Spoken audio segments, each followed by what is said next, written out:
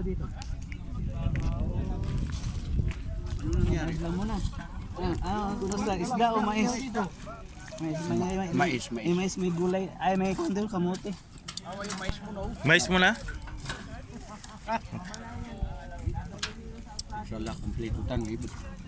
Isipin mo bro, itong ganitong gabi lang, hindi natin makalimutan sa buhay natin na dumaan sa magkakapatiran, iba't ibang tribo, tapos nagtipon-tipon sa pagkain, tapos mamaya meron pang kunting lectures. Allahu Akbar. Di ba, Amid? Ang tagal na nga nito ginagamit, isang taon. Kanito to? Sa'yo to? Ah, matan. Awidip niya kaya, kompleto siya mong siya kaya, Amid. Kalahating sako doon ng kahoy, puro kahoy lang, walang uling eh. Hindi, ang paglagay dyan, Huwag mong balatan. Oh, mas masarap yung binipalatan pag ganyan. mas ganyan din. Painitin mo na ng konti. Patong na lang kayo natin kasi may balat naman siya. Hindi, pagkanyan Sige, mo na lang yung... try na lang yan.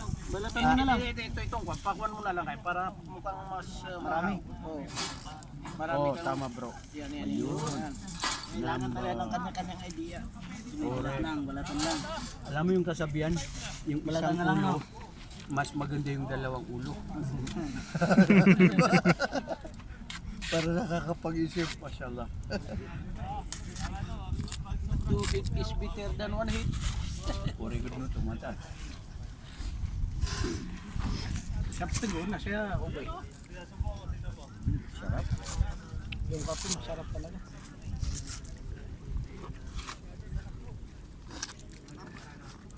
Niya ka pepita mga piyaki ako. Grabe na. Timing nga nga timple niya. Meron ba kamote? Kompleto pala. Pati kamote. Meron.